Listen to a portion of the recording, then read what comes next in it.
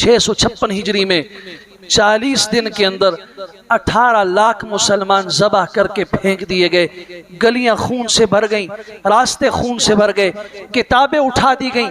मकतबे Baghdad उस ज़माने में पूरी दुनिया में मुसलमानों का सबसे बड़ा इल्मी विरासत का कुतुब खाना था, लाइब्रेरी थी। वहाँ की सारी किताबें उठा के दरिया दजला में फेंकी गई। आज सिर्फ एक किताब मुफरदातुल कुरान इमाम रागिब अस्फहानी की, वो भी फेंकी गई थी, लेकिन खुशकिस्मती से वो किसी झाड़ी में अटक गई। आज भी उसके वो नुस्खे में पानी फिरा हुआ है, लेकिन कुछ सफ़हात उसके आज भी महफूज है, मकतबे बगदाद में मौजूद है। और उसका कुछ अक्स काहिरा के मकतबे में मौजूद है। सारी किताबें फेंक दी गई। 1 महीने तक दरिया दजला का पानी स्याही से स्याह बहता रहा। और फिर शहजादी हलाकू की बेटी घोड़े पे सवार होके बड़े तकब्बुराना अंदाज से जा रही थी। एक झोंपड़ी में देखा एक बुजुर्ग नहीफ कमजोर सूखे दुबले पतले आलिम दीन को, जिसके पास कुछ बच्चे बैठे हुए हैं। कहा ये कौन है? ये मुसलमानों का आलिम है, घसीट के मेरे पास लेकर आओ। वो घसीट के लाया गया और तारीख की किताबों ने लिखा है उस आलिम दीन की दाढ़ी जहां थी और उसकी पगड़ी जहां थी, वहां उस मुतकब्बिरा शहजादी के पांव लग रहे थे। दाढ़ी से खींच के पूछा, तुम्हारी ये जुर्रत, तुम अभी भी अपनी किताब पढ़ा रहे हो? अभी भी तुम इस्लाम का नाम ले रहे हो? कहां? ले रहा हूं और इन सबको कुरान पढ़ा रहा हूं। उस शहजादी ने कहा, तुम मुसलमान अल्लाह पे यकीन रखते हो? कहा अल्लाह हमारा रब है। कहां है?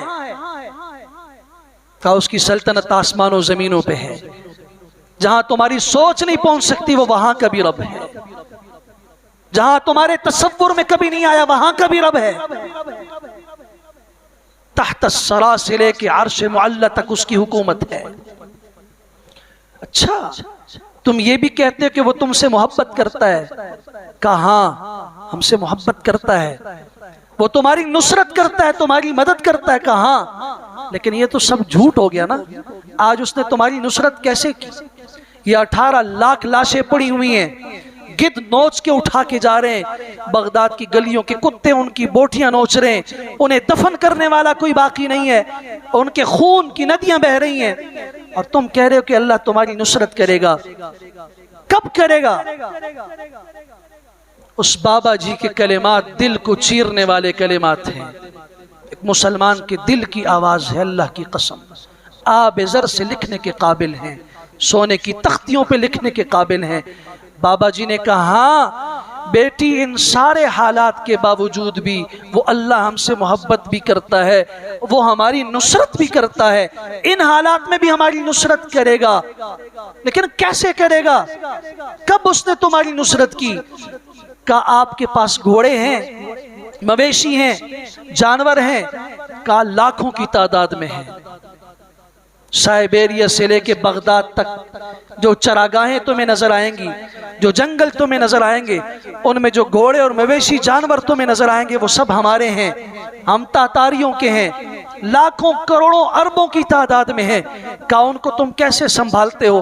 का कुत्तों के जरिए संभालते हैं। खूनखार कुत्ते हमने उन पे छोड़े हुए हैं जो उनको समेट के लाते हैं। ये जानवर चरते चरते दूर चले जाते हैं, हमारी सरहदों से दूर चले जाते हैं। हम एक कुत्ता भेजते हैं, वो उनको वापस ले आता है अपनी चरागाह की तरफ, हमारे इख्तिदार में, हमारे कंट्रोल में। बाबा जी ने कहा, बस बस बेटी, यही बात है, तुम इस जमीन पर मुसलमानों के ऊपर अल्लाह के छोड़े हुए खूनखार कुत्ते हो। हमने अपनी सरहदों को छोड़ दिया, हम मुसलमानों ने दीन को छोड़ दिया, हमने अल्लाह की इताअत को छोड़ दिया, हम अपनी शरीयत से दूर चले गए। अल्लाह ने हमारे ऊपर जमीन पे खून खार कुत्ते तातारियों की शक्ल में छोड़ दिए, और उस वक़्त तक वो हमें भंभोड़ते रहेंगे, उस वक़्त तक वो हमारी तिक्का बोटी करते रहेंगे, जब तक हम अपने दीन की तरफ वापस ना आ जाएं, जब तक हम अपने अल्लाह की इताअत और रसूल की इताअत की तरफ वापस ना आ जाएं। हकीकत यही है।